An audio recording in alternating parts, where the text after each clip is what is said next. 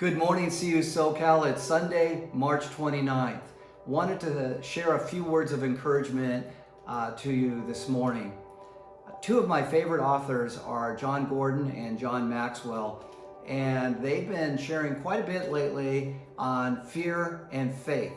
And I want to share with you what both of these great authors had to say and mix in some of my thoughts about fear and faith.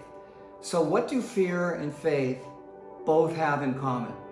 Fear and faith both believe in a future that still hasn't happened. Fear believes in a negative future. Faith believes in a positive future.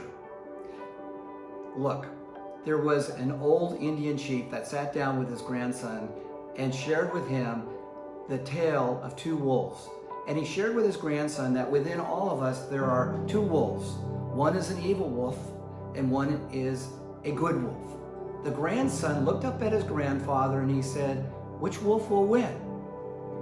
The grandfather wisely said, "The wolf that will win will be the one that you feed."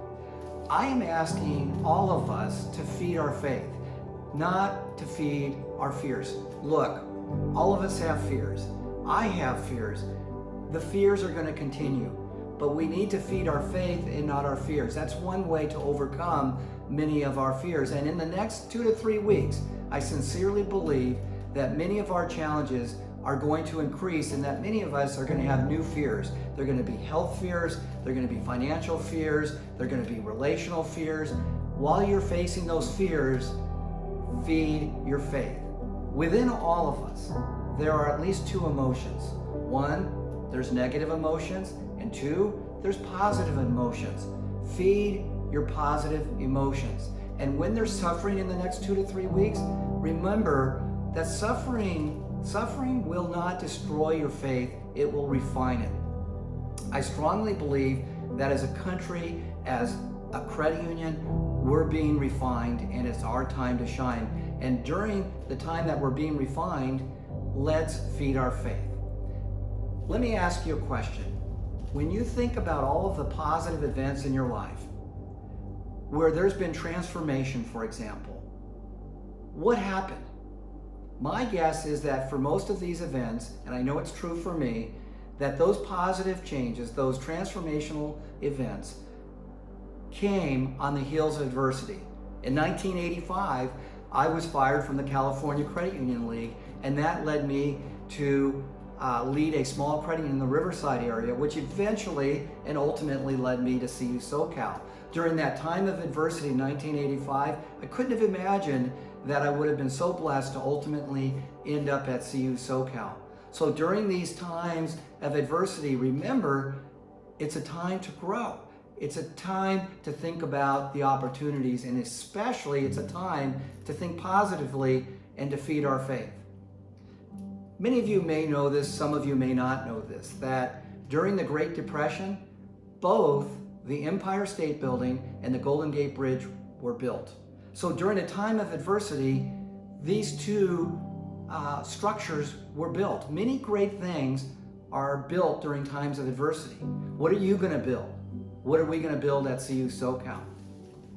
My father was a minister for over 60 years and performed probably over 1,000 weddings.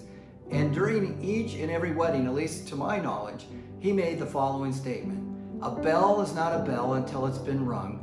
A song is not a song until it's been sung. And love is not love until it's been given away to someone." If my father were here today, I would suggest that he consider saying one more thing, and that is faith is not faith until it's been fed. We need to feed our faith.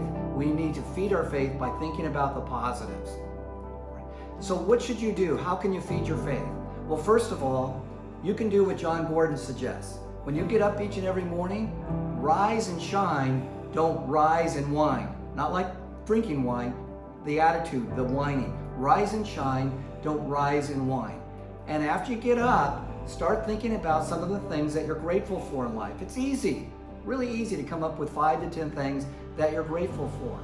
As you're rising and shining, and after you've thought about what you're grateful for, start sending some positive messages to friends and family members. And that will help you and it will help them to feed their faith, to think about some of the positive things that are going on in their lives. There's so many things that we can do to feed our faith. The last thing I want to share with you, and it's really from the bottom of my heart. I've been in the credit union movement now for almost 40 years.